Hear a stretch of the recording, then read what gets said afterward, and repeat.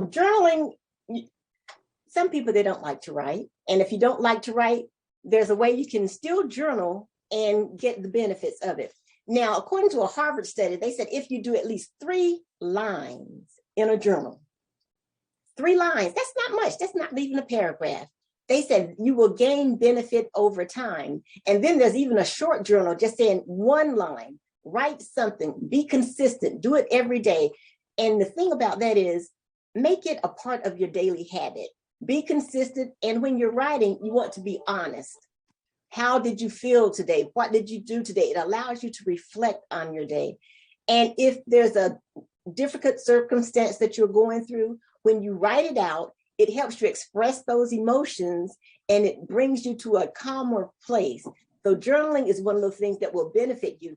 Another good thing about journaling, when you have your goals and you write them down in your journal, and then when you accomplish them, and you can go back in your journal and say, oh my gosh, 4 months ago, I said I was going to do this, and now I have accomplished that. So it gives you a running track record of your accomplishment. It helps you reflect. It helps you grow. It helps you plan and strategize.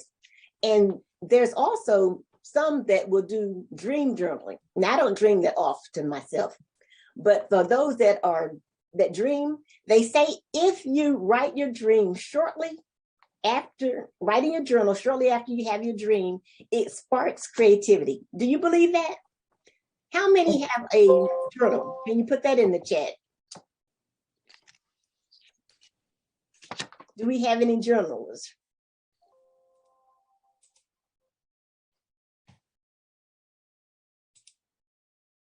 Awesome, awesome, good. Joanne and Lauren, they write journals, yes. Pamela. And Vivian, you said you use the journal. How did that help you? Yes, honestly, when I first